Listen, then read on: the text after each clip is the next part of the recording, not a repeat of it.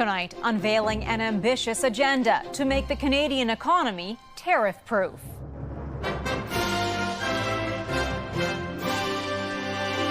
The promises in the proposed legislation to fast-track projects. A bill that meets this hinge moment. Breadcrumbs when we needed a bold move. And the key question of consensus among provinces. Putting forward my best pitch to try to go back to the drawing board. I think he's going down the right path. The bitter blowout between two high-profile allies turned adversaries. I'm not thinking about him. I just wish him well. Which Canadian cities are dealing with some of the worst air quality in the world? Indigenous students get a welcome break from a water emergency in their remote community. And igniting innovation. This is Flex, my fully leveraged exohand. Young Canadian minds converge to showcase big creative solutions.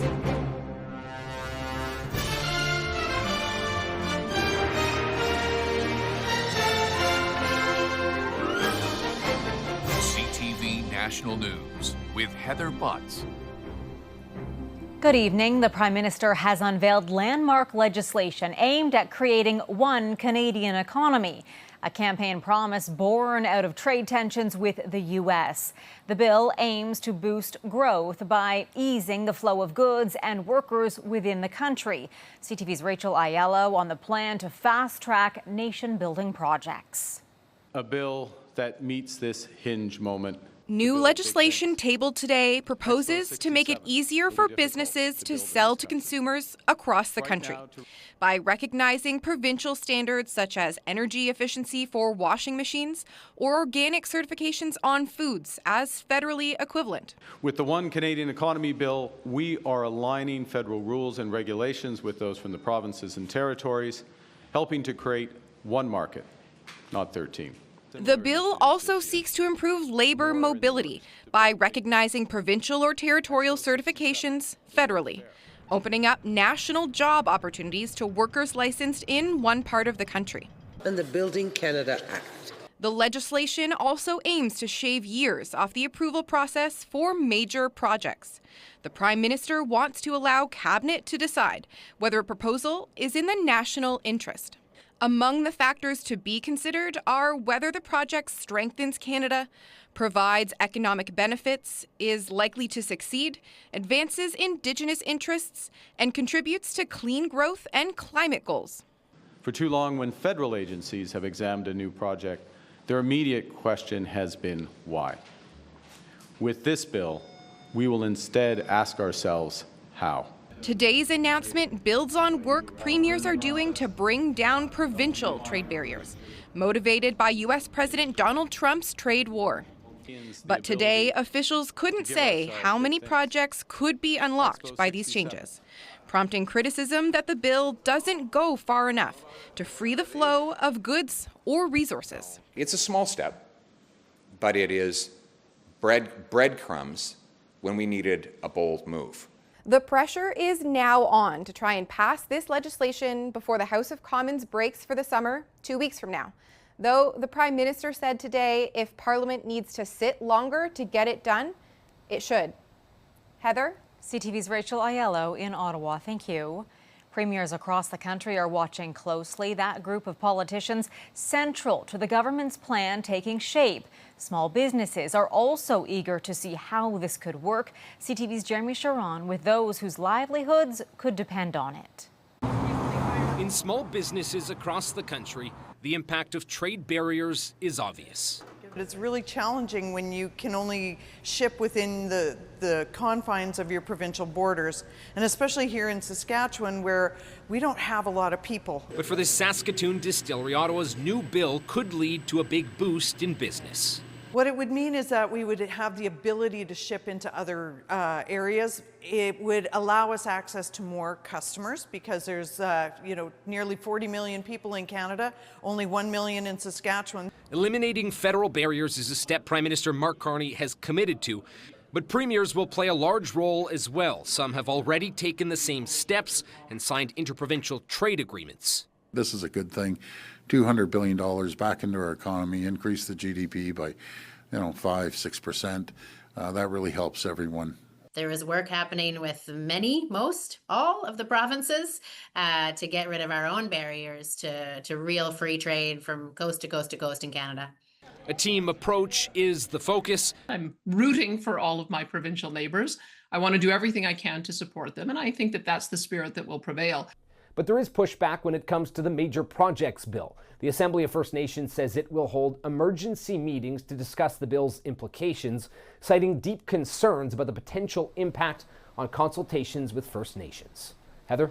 Jeremy Sharon in the nation's capital.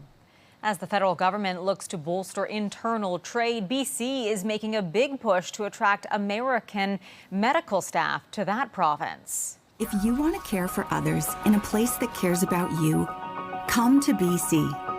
That call to come north is part of a $5 million ad campaign aimed at recruiting doctors and nurses who want to get away from the policies of the current U.S. administration. The BC health minister says the 6-week campaign is aimed at healthcare workers in California, Washington State, and Oregon. The ads will run on billboards near healthcare facilities, on Netflix, and on podcasts. While BC is looking to fill healthcare jobs, it seems more people in industries across the country are looking for work. New data shows the unemployment rate rose to 7% in May. CTV's Paul Hollingsworth now on what experts say are the reasons for the increase. University student Dexter Firth says employment opportunities are hard to come by. Looking for some other smaller jobs. Firth is looking non-stop, and so far, no luck with a summer job. I've applied to probably over 100 places at this point and got 3 interviews total, and I haven't been hired, so it's very difficult. He's not alone. Finance company Merchant Growth recently surveyed more than 130 small businesses. About a third of them had already actually said that they were actually adjusting their hiring plans, and 17% of them had actually already put on pause any hiring. Canada's unemployment rate is up slightly at 7%. Job seekers spend 21.8 weeks searching for work, up more than 3 weeks from a year ago. Bottom line, Donald Trump's tariffs are creating concerns. So those tariffs are hitting us in the automotive sector, as we know. We got the steel news coming earlier this week. There is a mix of good and bad news. The wholesale and retail sectors added jobs, but in the manufacturing sector, thousands were lost. Paul Hollingsworth, CTV News, Halifax. Mark Carney is defending his decision to invite India's Prime Minister Narendra Modi to the G7 summit. Despite strained relations between our two countries, that includes a murder investigation. The Prime Minister says law enforcement from both countries are talking. There's been some progress on that. It recognizes issues of accountability. I extended the invitation to Prime Minister Modi in that context, and he has accepted. Relations have been strained since Canada accused India of being involved in the killing of a Sikh separatist in British Columbia. 4 men from India have been charged in the case, and Canada also expelled some Indian diplomats. It all feels as though it's like adding injury to insult in a way, and it's outrage is the only way I could describe what the sentiment right now is. Sikh Federation Canada says the invitation to Modi is a grave insult to the community. The G7 summit begins in Kananaskis on June 15th. The shocking war of words between the U.S. president and Elon Musk is still simmering. The alliance between the two deteriorating in spectacular fashion last night as the world watched online. CTV's Washington bureau chief Joy Malbin takes us through the fallout from the high-profile feud. After a war of words, the president playing it cool after that fiery fallout with Elon Musk, now front-page news. I'm not thinking about Elon. I just wish him well. The blowout between the man the president put in charge of massive government cuts and the president exploded on social media in real time. The rift erupting after the tech billionaire criticized the president's legacy spending bill, complaining it didn't cut enough. I'm very disappointed in Elon. Elon's upset because we took the EV mandate. Musk hit back, posting, "Without me, Trump would have lost the election," suggesting Trump should be impeached. The president posting, "Elon was wearing thin. I asked him to leave, and he just went crazy." But when Musk linked Trump to Jeffrey Epstein, a convicted pedophile, he might have gone too far. Some Republicans are urging reconciliation. I'm not going to get into the details of what we're discussing. He's a friend trying to get everybody to guess. I believe in redemption, and I think it'll all work out. Others are choosing sides.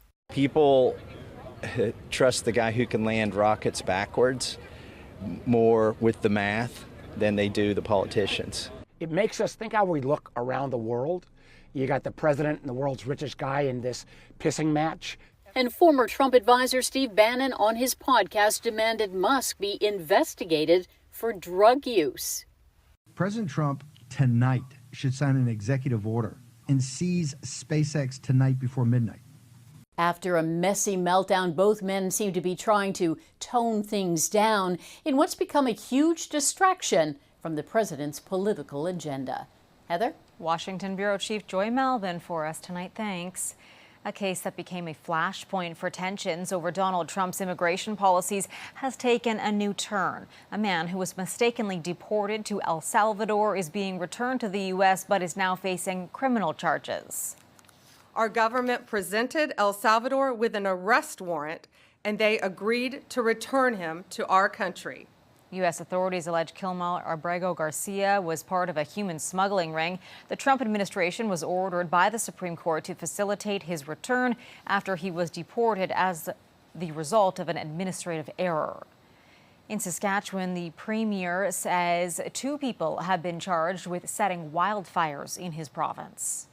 Those aren't just buildings that are in those pile of ashes. It's people's homes.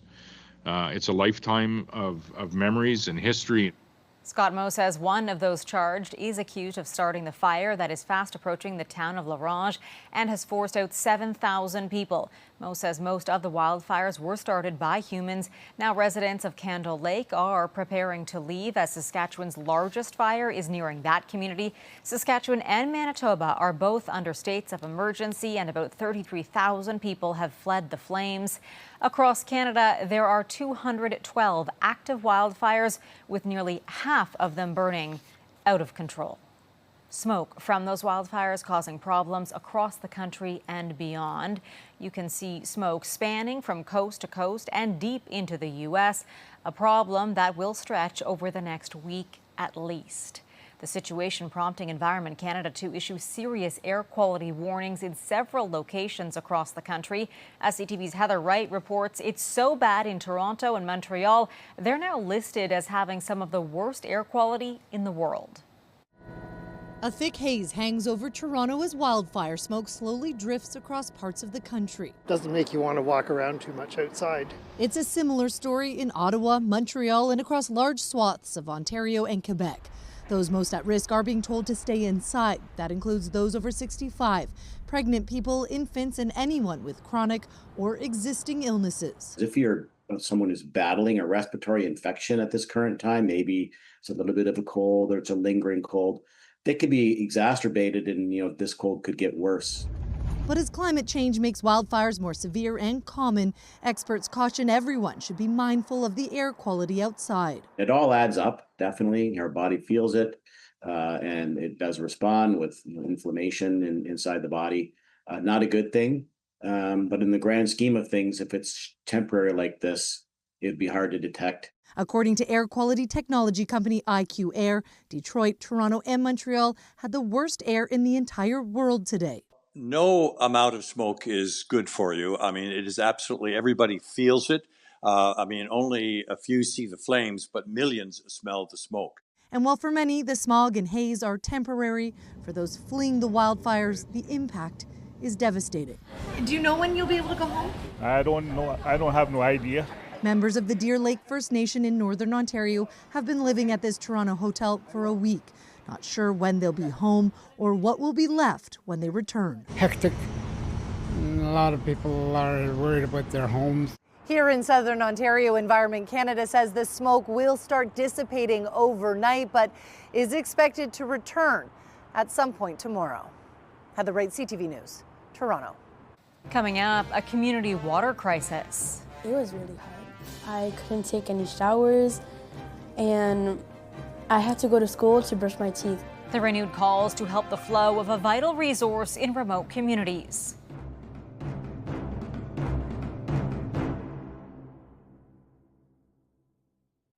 A heartbroken community gathered tonight for prayer and reflection 4 years after a hate-motivated attack killed 4 members of a Muslim family in London, Ontario. It happened because simply they were Muslim is deeply, deeply painful for Canadian Muslims across the country. The vigil was held near the site of the attack on the Afzal family. Nathaniel Veltman, the man found guilty of deliberately driving his truck into the family, is now appealing his murder convictions, deemed an act of terrorism. News of that appeal coming on the same day that Muslims around the world are taking part in one of the holiest days on the Islamic calendar.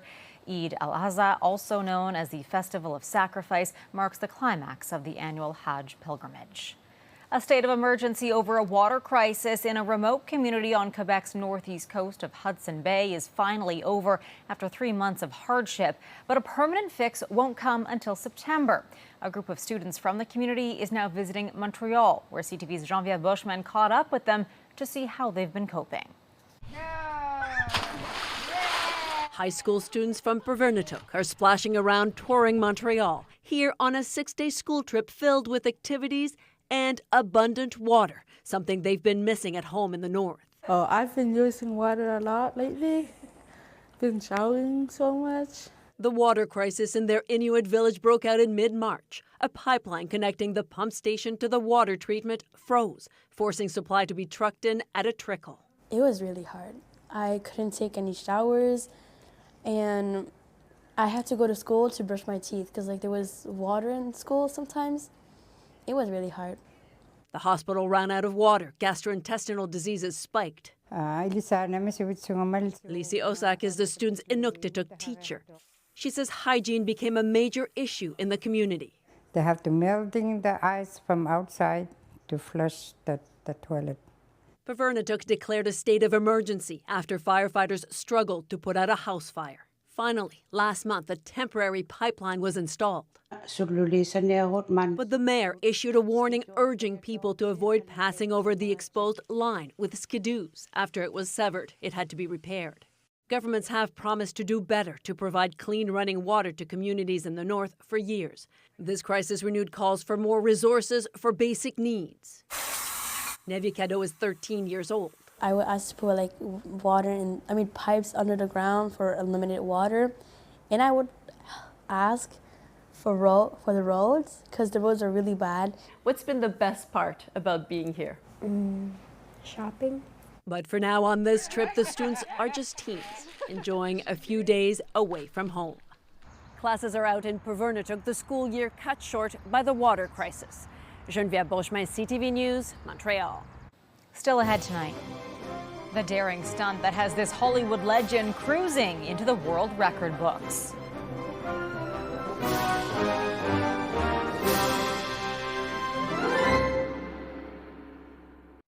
Veterans returned to Normandy to mark the 81st anniversary of the D-Day landings, a pivotal moment in the Second World War that eventually led to the collapse of Hitler's regime.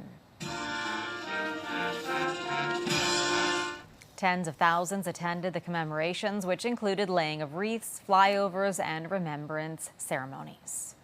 My father was involved. He was with the Navy. He was helping with the landing craft and things like that. So it's a big day for me that I come out here, attend it, and honor my father. Veterans were also honored at ceremonies across this country. Students in Yorkton, Saskatchewan volunteered to help clean gravestones. And in Windsor, Ontario, a local military museum launched a $700,000 fundraising campaign to help preserve stories of service and sacrifice.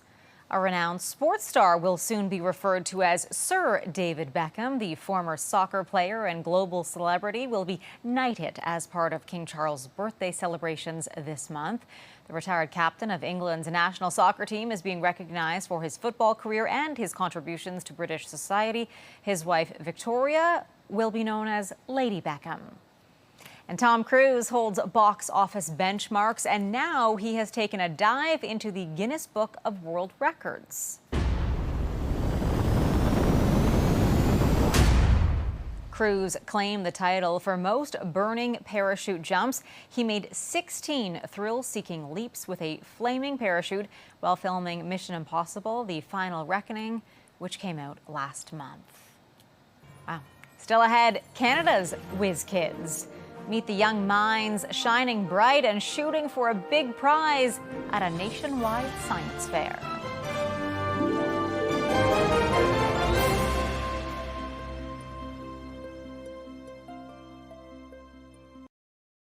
Canada's brightest young minds gathered in New Brunswick this week for a nationwide science fair. But this isn't your standard showcase. It features hundreds of student projects focused on solving many of the world's most complicated problems. CTV's Sarah Plowman brings us some of the big ideas.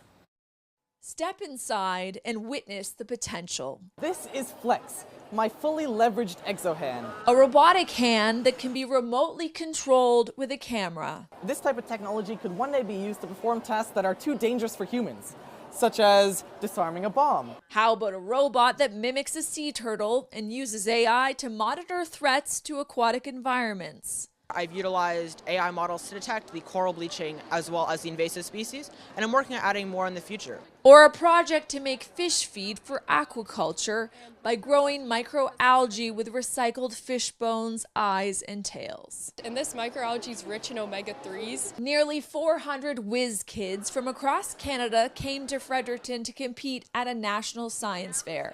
Up for grabs, more than $1 million in scholarships, awards, and prizes. 6 universities that are providing scholarships to medal winners, and those are universities all across the country. The questions are endless. Which province in the southern interior plains of Canada has the highest amount of radon within their soil? Could a new treatment help schizophrenia patients? So looking at what's actually going on neurobiologically for people with schizophrenia, and then I designed a prototype molecule that would target those defects rather than just being like a large non-specific treatment. Could cyanobacteria fight fungus in the forests? I believe is that cyanobacteria could play a major role in plant disease mitigation strategies. Solving problems they find annoying, like waiting for hot water to reach a faucet. This prototype could speed that up. My solution doesn't exist, and I'm trying to get a patent for it. Another chance to learn as curiosity meets innovation. Sarah Plowman, CTV News, Fredericton. The future is in good hands. That is our newscast for this Friday. I'm Heather Butts. For all of us at CTV National News, thank you for watching. Good night, and I'll see you again tomorrow.